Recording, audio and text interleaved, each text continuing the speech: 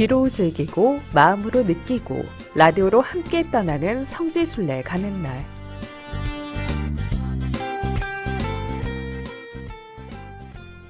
이 시간은 라디오를 통해서 비대면으로 성지순례의 즐거움을 누리고 또 감동도 느껴보는 시간인데요. 오늘은 국내 성지로 함께 떠나봅니다. 자매님 어서 오세요. 네, 안녕하세요. 평화를 빕니다. 비아동 본당 조명순 글라라입니다. 반갑습니다. 네, 반갑습니다, 자매님. 네. 그동안 어떻게 지내셨어요? 제가 듣기로는 네. 굉장히 특별한 곳을 다녀오셨다고 그렇게 알고 있는데요. 네. 다녀온 게 전국적으로 소문이 났나 봅니다. 네. 아주 특별한 곳을 다녀왔는데요. 그동안 너무나 가보고 싶었던 곳을 이번에 다녀올 수 있는 은총이 주어졌습니다. 네.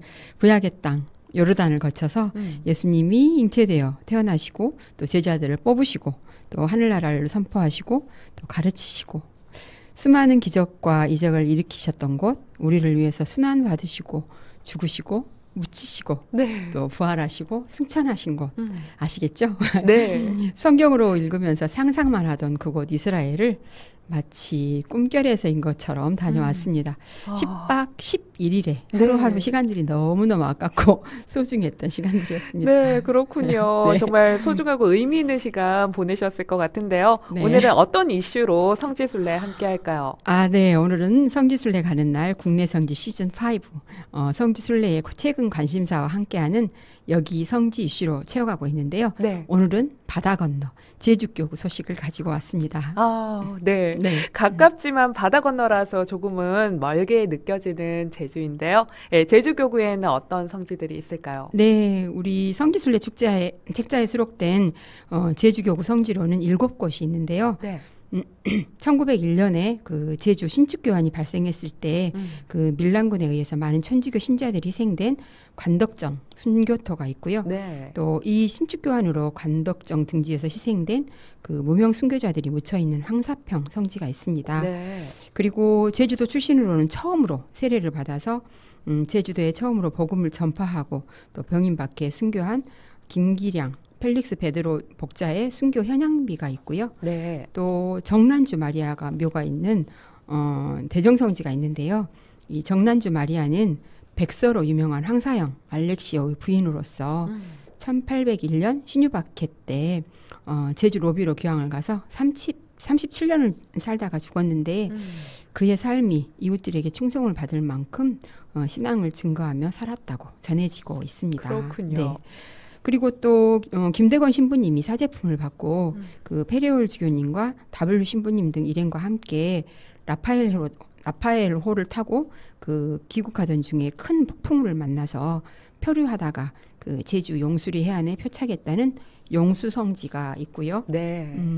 또 1950년대 후반에 그 성 골룸반 예방 선교회 소속의 패트릭 맥클린치 신부님, 우리나라 이름으로는 임피제 신부님이시죠. 네.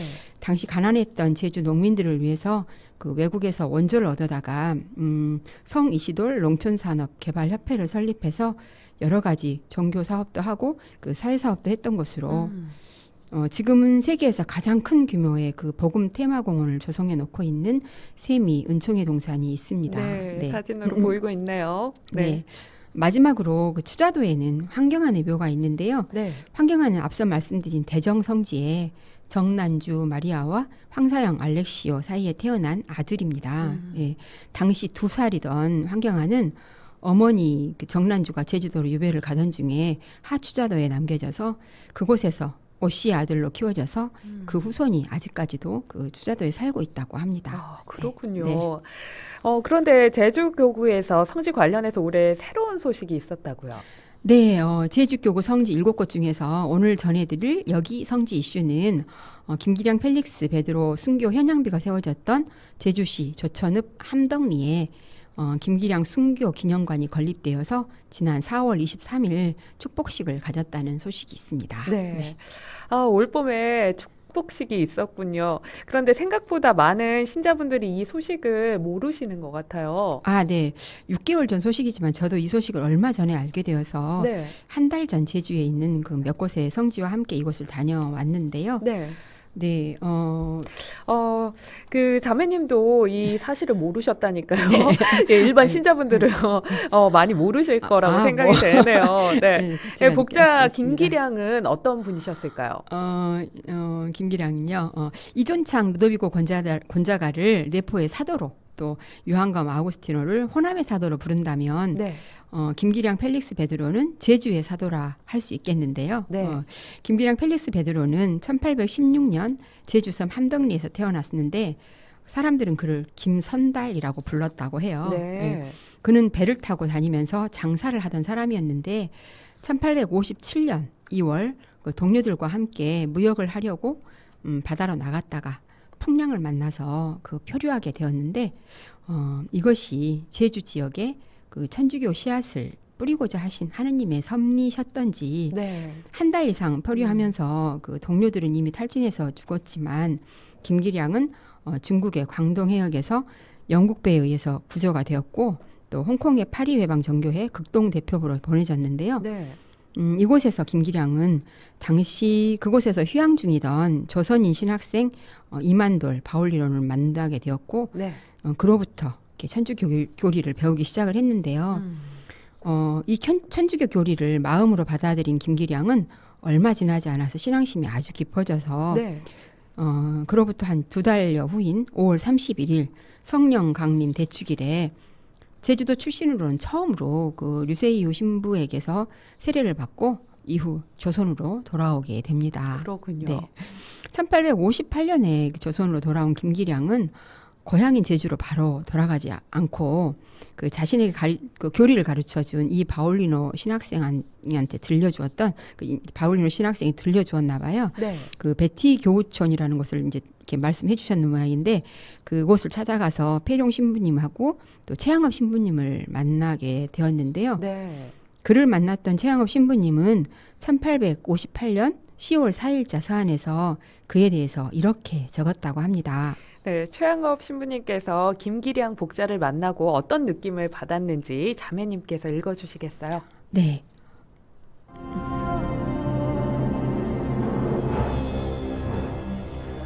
우리는 그가 겪은 모든 이야기를 들었을 때 참으로 하느님의 무한하신 인자하심과 섭리에 감탄에 마지 않았습니다.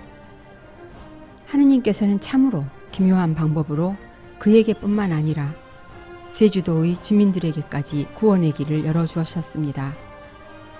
아직까지 복음의 씨가 떨어지지 않은 제주도에 천주교를 전파할 훌륭한 사도가 될 줄로 믿습니다.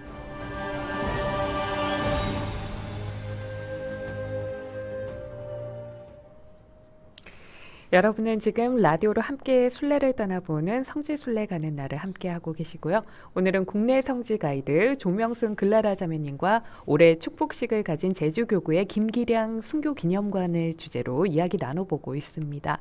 네, 자매님, 이 최양업 신부님께서 남기신 서한의 이 내용을 보면요. 이 최 신부님께서 이 김기량 복자가 제주의 사도가 될 것을 이미 알고 또 믿고 계셨던 것 같은데요. 네, 저도 같은 생각을 하고 있습니다. 그러셨던 것 같아요. 네, 이 최양업 신부를 만난 김기량 복자는 그 후에 어떤 행보를 이어나가나요? 네.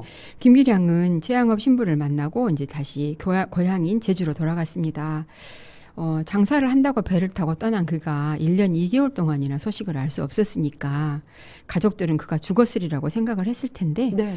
살아서 돌아왔으니까 얼마나 반가웠겠어요. 맞아요. 네. 네, 1년 2개월이면 짧은 시간이 아니잖아요. 그렇죠. 네, 가족들의 기쁨이 굉장히 컸을 것 같은데요. 네. 네, 그 후의 이야기도 이어주시죠. 네, 그런 가족들하고 또 뱃사공들에게까지 그는 교리를 가르쳤고 또 이듬해 이제 육지로 다시 나와서 당시 교구장이신 성 베르네 주교님을 만나서 성사를 받기도 했답니다. 네. 이후로도 그는 제주와 육지를 오가면서 열심히 신앙생활을 하고 있었는데 1865년 또다시 배가 난파되어서 이번에는 일본 나가사키에 도착하게 되었고 또 그곳에서는 푸티장 신부님을 만나고 다음에 되돌아왔답니다. 네.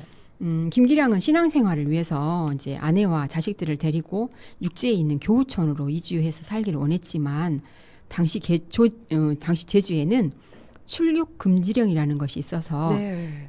제주도민 중에서 여인들이 섬을 떠나는 것을 엄격하게 금지하고 있었고 남자들 또한 관청으로부터 허가를 받은 관원이나 그 상인들 외에는 제주도 상륙을 금지하고 있었기 때문에 네. 김기량은 상인으로서 관청으로부터 허가를 받아서 오고 갈 수 있었지만 아내를 포함한 가족들은 자유롭게 이주를 할 수가 없었기 때문에 포기할 수밖에 없었고요. 또 이 때문에 사제 또한 들어갈 방법은 없었다고 하니까 네. 참 안타까운 사연들이 많은 시절이었던 것 같습니다. 네. 지금은 기상 상황이 나쁘지 않은 한은 네. 이 제주를 자유롭게 오갈 수 있는 그런 상황이잖아요. 그렇죠. 네, 그런데 예전에는 허가를 받아야만 가능했던 그런 곳이니까요. 그러한 상황에서 이 신앙생활을 이어가기가 무척 어려웠을 것 같다는 그런 생각이 드는데요. 이 맞아요. 복자 김기량의 행보도 이야기를 해주시겠어요? 네.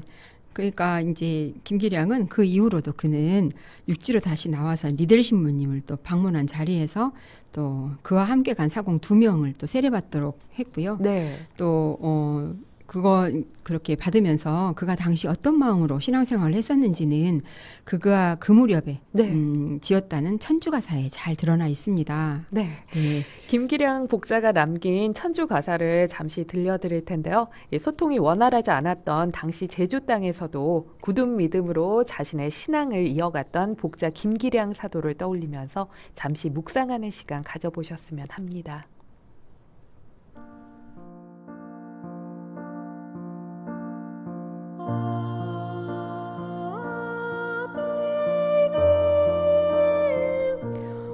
어와 번님들아 순교의 길로 나아가세. 그러나 순교의 길로 나아가기는 어렵다네. 나의 평생 소원은 천주와 성모 마리아를 섬기는 것이요. 밤낮으로 바라는 것은 찬당뿐이로다. 펠릭스 베드로는 능히 주님 대전에 오르기를 바라옵나이다.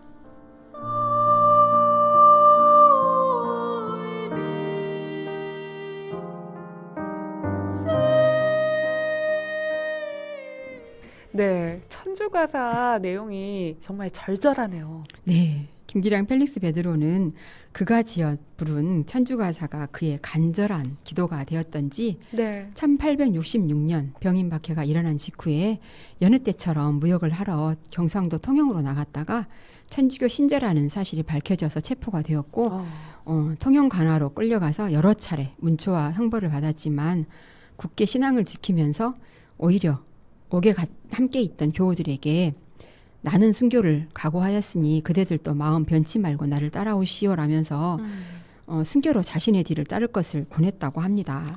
네. 참 마음이 아픈데요. 네. 이 김기량 복자는 어떻게 순교하셨을까요? 네. 그가 여러 차례 문초와 형벌에도 배교할 기미를 보이지 않자 때려서 죽여라는 그 장살형을 받았는데요. 네. 수없이 많은 권장을 맞았지만 얼마나 많이 때렸겠어요. 네. 네. 죽이기 위해서 때렸으니까요.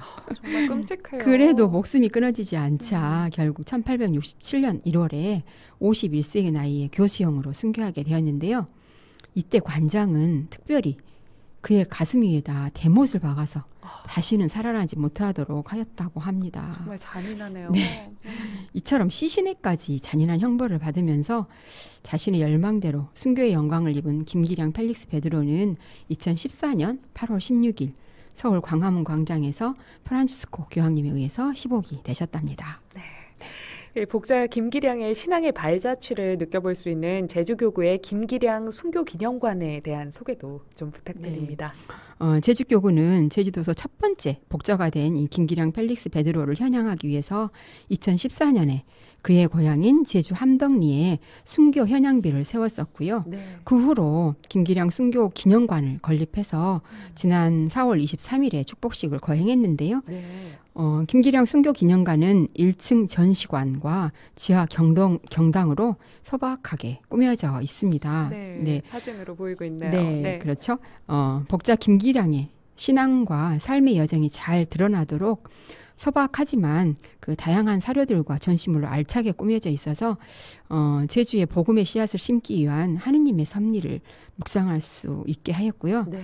또 제주도 입도의 꿈을 이루지 못한 최양업 토마스 신부님의 흔적도 담아내고 있었습니다. 네. 특히 이 전시에는 그 푸티장 신부님이 복자에 관해서 기록한 편지 2통 등이 처음으로 공개돼 눈길을 끌었다고 하는데요.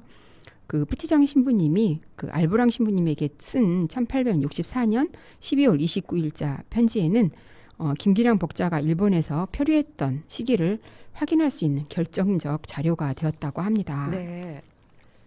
또 바다를 건너고 땅을 걸어서 천주를 믿는 사람들을 찾아다니면서 신자들을 만나고 또 전국의 거의 모든 선교사들을 만나서 내가 천주교인입니다. 당신들과 한 가지로 천주를 믿는 사람입니다. 라고 말하며 다녔다는 제주인이며 표류인이었던 김기량의 행적이 당시 선교사들의 전기나 서한에 의해서 확인이 되었었는데 네. 그 서한들 또한 이 기념관에 다양하게 전시가 되어 있다고 합니다. 있습니다. 네. 그리고 특별한 미디어 아트도 전시되어 있다고요. 네, 김형기 작가의 미디어 아트로 빛의 얼굴도 전시실에서 만날 수 있는데요. 이 빛의 얼굴을 바라보며 우리 곁에 현존하는 모든 순교자들을 기억하게 하는 작가의 의도가 담겨져 있다고 합니다. 네. 그리고 또 기념관 외부에는 복자 김기량 현양비와 레지오 마리의 성모상이 봉헌되어 있고 9.3km의 김기량 순례길도 안내되어 있습니다. 네, 이 제주교구 순교 사적지로 순례를 준비하는 분들 혹은 제주로 여행을 갔다가 순례지를 방문하고자 하는 분들이 알아두면 좋을 내용이 있다면 끝으로 덧붙여 주시죠. 아, 네. 혹시 그 제주도 여행을 계획하신다면 요즘 많이들 가시잖아요. 네. 예. 제주의 성지들이 정말 아름답고 알차게 잘 꾸며져 있으니까요. 네. 오늘 소개해드린 김기량 순교 기념관을 비롯해서 성지도 한두 곳을 계획에 포함시켜서 순례도 하시고 또 아름다운 섬 제주도 즐기신다면 신앙인으로서 더욱 알찬 여행이 되지 않을까 생각해 봅니다. 네. 네. 네. 비아동본당 조명순 글라라 자매님과는 여기서 인사 나누도록 하겠습니다. 오늘도 좋은 말씀 고맙습니다. 다음 주에 또 뵙겠습니다. 네, 감사합니다.